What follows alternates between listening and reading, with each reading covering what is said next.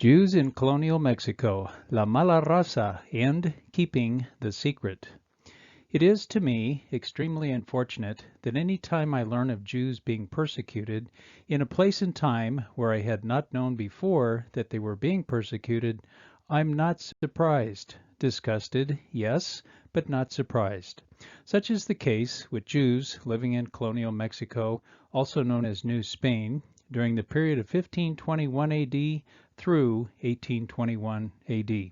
Spanish conquistador Hernán Cortés, his men, and their indigenous allies, along with a lot of help from European diseases to which the indigenous were not immune, conquered the Aztecs in August of 1521. And even though the Inquisition was not even instituted in colonial Mexico until 1571, it did not take long for the religious persecution to start. In 1528, in fact, not just one but two men were burned alive at the stake, having been found culpable of heresy.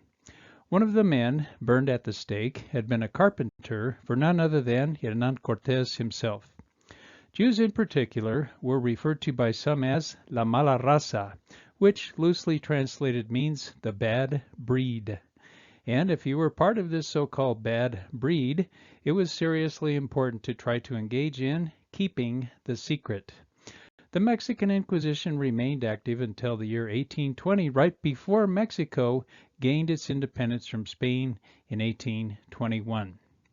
Being Jewish in colonial Mexico included different, shall we say, designations.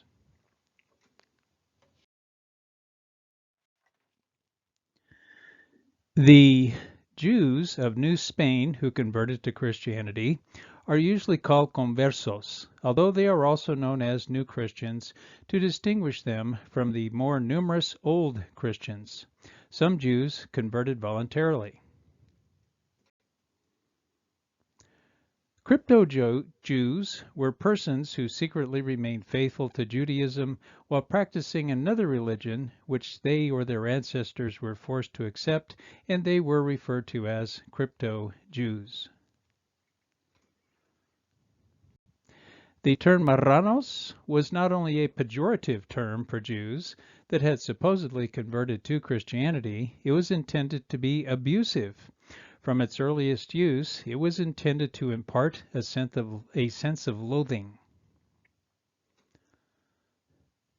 A key instrument, a key concept for the persecution of Jews was known as limpieza de sangre, or in English, purity of blood.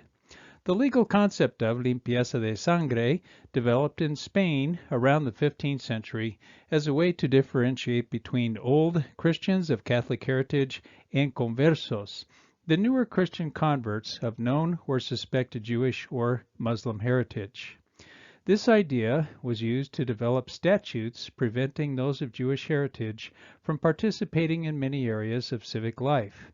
Obsession with limpieza de sangre led to social strife, as the Inquisition led to the punishment of conversos suspected of backsliding into Judaism. Family and church authorities watched marriages closely to ensure that old Christian bloodlines did not become entangled with families of impure status. There were some so-called scientists of the time who even claimed there was scientific evidence, scientific proof for claims regarding purity of blood, although these were clearly pseudoscience in practice. Cornelius de Pau and Juan López de Cancelada were examples of those who proposed that the allegedly inferior climatic and cultural conditions prevalent in the New World resulted in those inhabiting the New World to be or become degenerate and inherently inferior to white Europeans.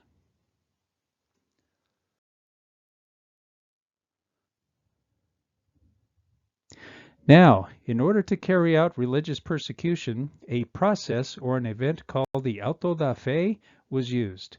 Auto da fe translates into English as act of faith.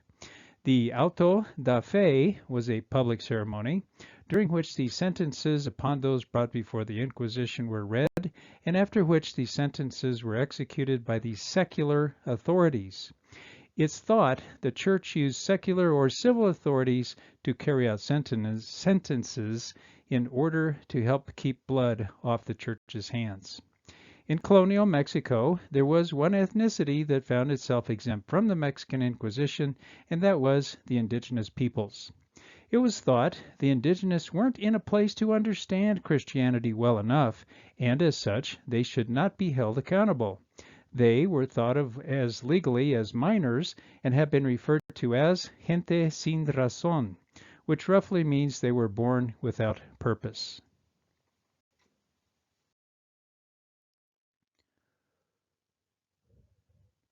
So, what about the experience of Jews who had fled from Europe and went to live in colonial Mexico? Much, perhaps most of the information about this comes from the Inquisition records, and, not surprisingly, there's likely a certain level of subjective interpretation in those records. Well-researched historians in the area sometimes disagree about different aspects of Judaism in colonial Mexico, and in some cases contradict each other. That said, I'll do my best to present what seems to be accurate in this regard. First, I'll discuss the Jewish population as it existed separate from the Mexican Inquisition, and then talk about the Inquisition and how it affected this demographic. Crypto-Jews and Jewish conversos lived throughout many parts of colonial Mexico. In times of increased persecution, they tended to relocate to more remote regions in an attempt to avoid suspicion and surveillance. One such remote region was modern-day New Mexico. There are a number of those living in New Mexico today who have started to wonder about their Jewish roots, and among those, some have converted to Judaism. Yet even today, many of these feel they need to keep the secret of their Jewish faith, lest there be negative consequences. Jews in colonial Mexico worked in a number of occupations, including as merchants, tradesmen, and operating mines. They mingled and intermarried with those outside the faith, and many lived what you might call a hybridized lifestyle. That is, they felt compelled to present a certain public image due to being mixed in with the Catholic population, while, in their hearts and minds, believing otherwise. As well, by the mid-1700s, there were about 2,000 to 3,000 Jews in New Spain. Given that the total white population was around 20,000, Jews comprised a substantial portion of the population in colonial Mexico. The late 1500s brought what could be called a first wave of Jewish immigrants. Then the early 1600s brought a second wave of Jewish immigrants to Mexico. That was likely the result of Portugal being unified with Spain in 1580 in what some historians refer to as a shotgun wedding. The unification ended in 1640, perhaps to the relief of the Portuguese. This hybridization also led many times to variations of these crypto-Jews in terms of rituals and scriptural interpretations. As time went on in colonial Mexico, crypto-Judaism had dwindled greatly by the end of the 1700s.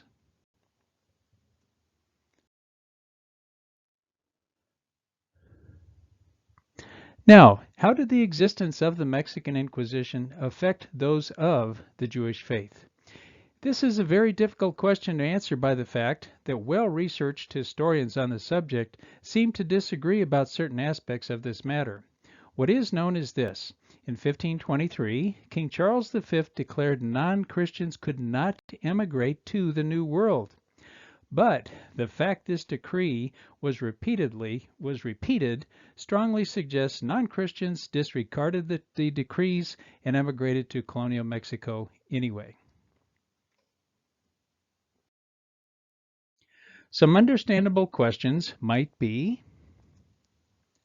how many Jews were subjected to the Mexican Inquisition? Why were they subjected to the Inquisition? And what were some of the penalties they were subjected to if they were found guilty of heresy?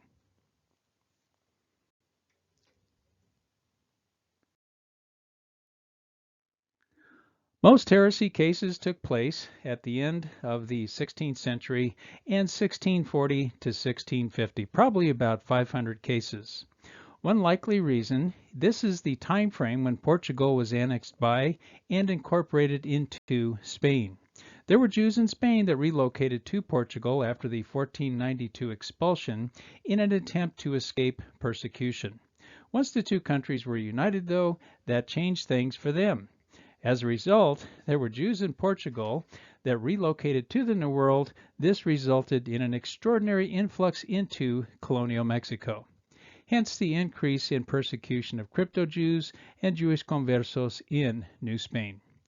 The height of the persecution of alleged heretics took place in 1649 in what came to be known as the Great Auto da Fe.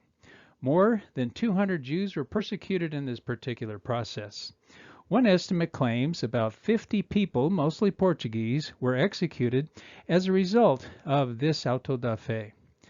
By the way, during the entire 300-year period of colonial Mexico, it's estimated there were about 1,500 persecutions of crypto-Jews, resulting in fewer than 100 executions. So why were they subjected to the Inquisition? There is a variety of supposed reasons why crypto-Jews and conversos were brought before the Inquisition on suspicion of heresy.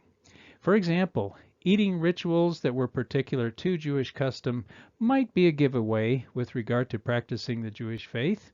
Other, particularly Jewish rituals and customs, could cast suspicion as well. Some, perhaps many times, persecution was a way to get even with your personal or business enemies by seeing that they were accused of heresy. Such machinations might be for political and/or social purposes. Others were accused of Judaism who weren't even in reality Jewish, but they had been perceived to have been engaging in Jewish practices. Still others were brazen or defiant toward the Inquisition. That conduct suggests that Jews, crypto-Jews, and conversos existed in fairly large numbers, and they thought they had enough influence one way or another to avoid persecution.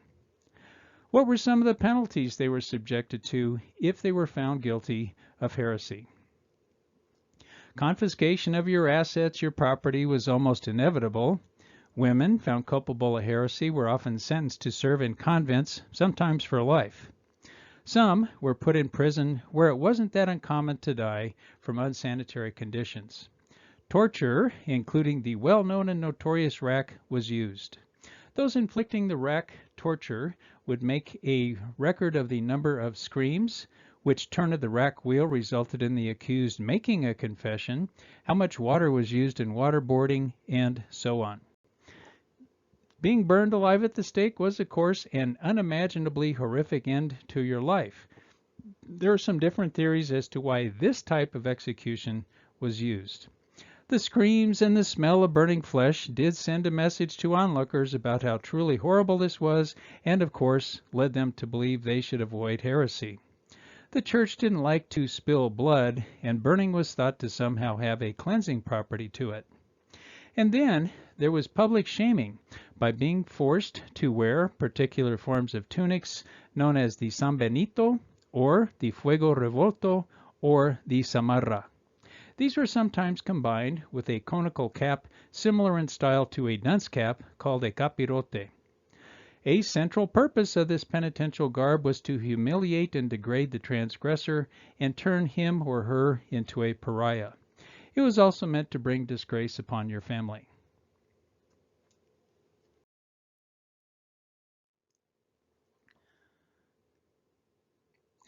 Of the three penitential tunics, the one you'd really hope for was the San Benito. That's because this meant you were engaged in penance but had not been sentenced to death. This little masterpiece of fashion featured red saltires, in other words, the St. Andrew's cross.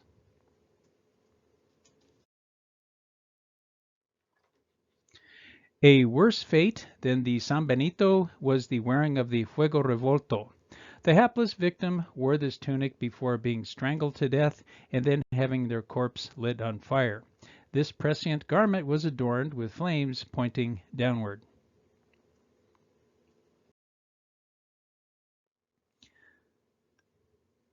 Last and definitely worst was the Samarra.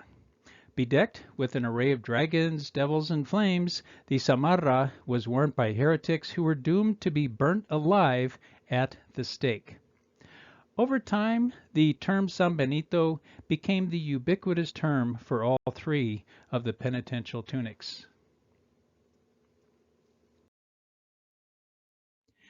And to top off this fashion line, a conical cap known as the capirote that mirrored the material and design of the heretical toga might be worn as well.